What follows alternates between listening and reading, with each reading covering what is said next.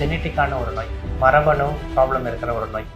ஆனால் இதனோட சிம்டம் குழந்தைங்கள்லையும் வரலாம், ஒரு யங் அடல்ட்டுக்கும் வரலாம், அது ஓல்டு ஏஜ்லேயும் வரலாம். இது எப்படின்னா, இது வந்து யூஸ்வலி பாய்ஸ் இல்லை மேல்ஸுக்கு தான் வரும். எதுக்குன்னா இது ஒரு கேஸ், ஒரு ஃபேமிலியில இந்த மாதிரி ஒரு குழந்தை இருக்காங்க, இல்லை இந்த மாதிரி ஒரு ஃபேமிலி ஹிஸ்ட்ரி இருக்குது, கிராண்ட் ஃபாதருக்கோ இல்லை மாமாக்கோ இந்த பிரச்சனை இருந்தால் நாங்கள் வந்து மதர் வந்து கன்சீவாக இருக்கும்போது நாங்கள் வந்து டெஸ்ட் பண்ணிக்கலாம். அதுக்கு வந்து ஆன்டிநேட்டல் டயக்னோசிஸ்ன்னு சொல்லுவோம். ஒரு ஆண் ஒருத்தருக்கு ஹீமோஃபிலியா நோய் இருந்தால் அவர் ஒரு நார்மலான ஒரு ஃபீமேலை கல்யாணம் பண்ணிக்கும் போது அவருடைய எந்த ஆண் குழந்தைகளுக்கும் அந்த பாதிப்பு வராது. அவருடைய பெண் குழந்தைகளுக்கு இந்த மியூட்டேஷன் சைலண்ட்டாக இருக்கும்.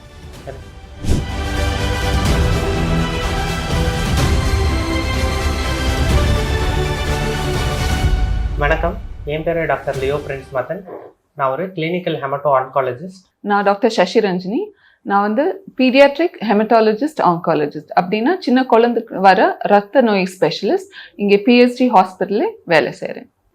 ஹீமோஃபிலியா என்பது ஒரு இரத்த முறைதலில் இருக்கிற ஒரு குறைபாடு.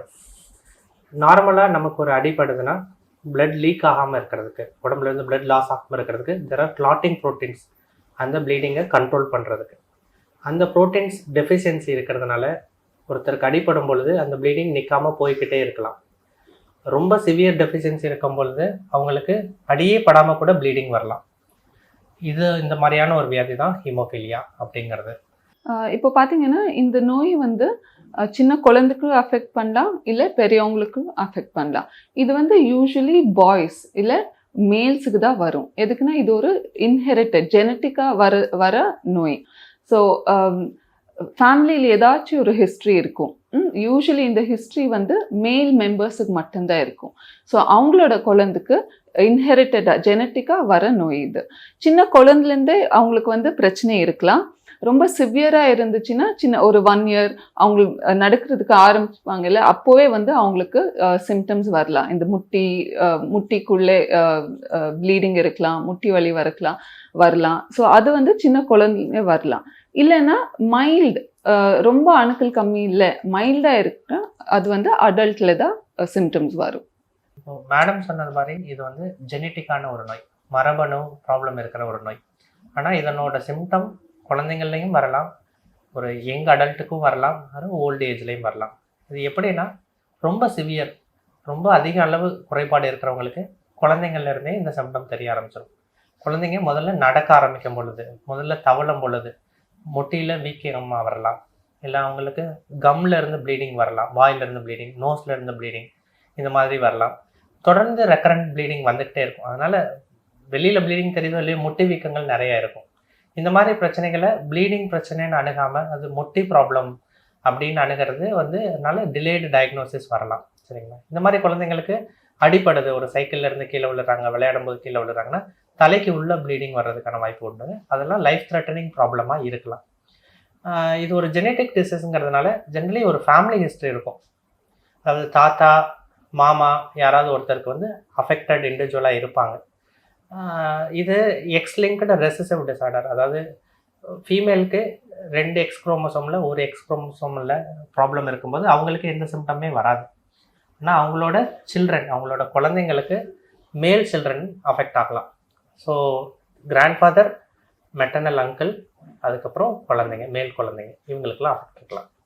இது ஜெனட்டிக் பிரச்சனைனால இது பாப்பா ஆனதுக்கப்புறம், பர்த் ஆனதுக்கப்புறம் ப்ரிவெண்ட் பண்ணுறது முடியாது. எதுக்குன்னா it is genetically inherited.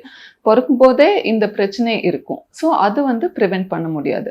But நாங்கள் என்ன பண்ணலாம், இன்கேஸ் ஒரு ஃபேமிலியில இந்த மாதிரி ஒரு குழந்தை இருக்காங்க, இல்லை இந்த மாதிரி ஒரு ஃபேமிலி ஹிஸ்ட்ரி இருக்குது, கிராண்ட் ஃபாதருக்கோ இல்லை மாமாக்கோ இந்த பிரச்சனை இருந்தால் நாங்கள் வந்து மதர் வந்து கன்சீவாக இருக்கும்போது நாங்கள் வந்து டெஸ்ட் பண்ணிக்கலாம். அதுக்கு வந்து ஆன்டிநேட்டல் டயக்னோசிஸ்ன்னு சொல்லுவோம். ஸோ ஒரு 3 monthsக்கு முன்னாடி நாங்கள் வந்து பாப்பா சுற்றி இருக்கிற தண்ணியை எடுத்துட்டு அந்த தண்ணியில் வந்து இந்த ஜெனட்டிக் மியூட்டேஷன், இந்த பிரச்சனை இருக்கா டெஸ்ட் பண்ணுவோம். ஸோ அப்படி இருந்துச்சுன்னா நாங்கள் அதுக்கு என்ன பண்ணலாம், நாங்கள் வந்து டிசைட் பண்ண முடியும். ஆமாம், இது வந்து ஒரு ஜெனட்டிக் டிசார்டர். இதில் நான் சொன்னது மாதிரி சிவியர் ஃபார்ம் இருக்கு இல்லைங்களா, அவங்களுக்கு தான் லைஃப் லாங் ட்ரீட்மெண்ட் ரெகுலராக தேவைப்படும். ஒரு ஐடியலான ஒரு ட்ரீட்மெண்ட்னா குழந்தை பிறந்த ஒரு வயசுல இருந்தே அவங்க நடக்க ஆரம்பிக்கிற டைம்லேருந்தே ப்ரொஃபைலாக்சிஸ் அவங்களுக்கு டெஃபிஷியண்ட்டாக இருக்கிற அந்த கிளாட்டிங் ஃபேக்டரை நம்ம வெளியே இருந்து கொடுக்க முடியும்.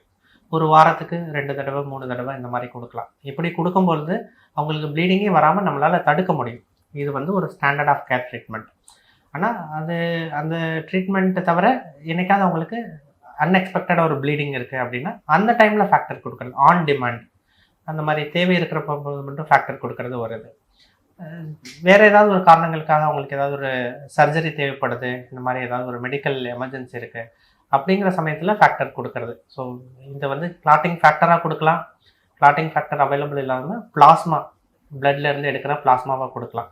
ஆனால் பிளாஸ்மாவில் ஹையர் டோசஸ் கொடுக்க முடியாதுங்கிறதுனால clotting factors are the best treatment. சின்ன குழந்தைல வந்து நாங்கள் வந்து தடுப்பூசி போடுறோம். ஸோ இந்த மாதிரி பிரச்சனை இருந்தால் பேரண்ட்ஸ் வந்து அவங்களோட பீடியாட்ரிஷியன் கிட்டே சொல்லணும், இந்த பாப்பாவுக்கு வந்து ஹீமோஃபீலியா இருக்குது. எதுக்குன்னா தடுப்பூசியுமே வந்து நாங்கள் ரொம்ப அது ஒரு டெக்னிக் இருக்குது. ஸோ அது வந்து உங்களோட பீடியாட்ரிஷியன் கிட்டே சொல்லணும், பாப்பாவுக்கு ஹீமோஃபீலியா இருக்குது. ஸோ எவ்ரி விசிட் அது வந்து நீங்கள் டிஸ்க்ளோஸ் பண்ணணும். ஹீமோஃபீலியா பேஷண்ட்ஸ் வந்துட்டு இன்ஜுரி எல்லாத்தையும் அவாய்ட் பண்ணணும், சரிங்களா. அவங்களுக்கு சாதாரண ஒரு ஆண்களுக்கு ப்ளீடிங் வராத ஒரு விஷயத்தில் அவங்களுக்கு ப்ளீடிங் வரலாம். சும்மா கீழே விழுந்தால் கூட அவங்களுக்கு மேஜர் ப்ளீடிங் வரலாம். So we should make all the best efforts to avoid injury first. Injury அப்படின்னு இருந்ததுன்னா உடனே மெடிக்கல் அட்டென்ஷன் டாக்டர்கிட்ட காமிக்கணும், சரிங்களா. இந்த ஹீமோஃபீலியா பேஷண்ட்ஸ்க்கு முக்கியமான ஒரு ப்ராப்ளம் நீ பெயின்.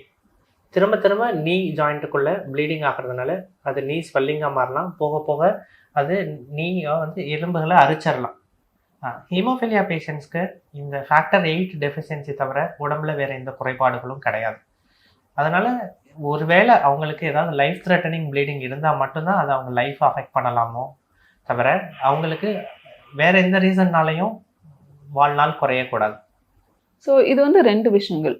சின்ன குழந்தைக்கு 1 வயசு குழந்தைக்கு வந்து அவ்வளோ இது இருக்காது, அவேர்னஸ் இருக்காது, நான் வந்து அது பண்ண முடியாது இது பண்ணக்கூடாதுன்னு சொல்லி.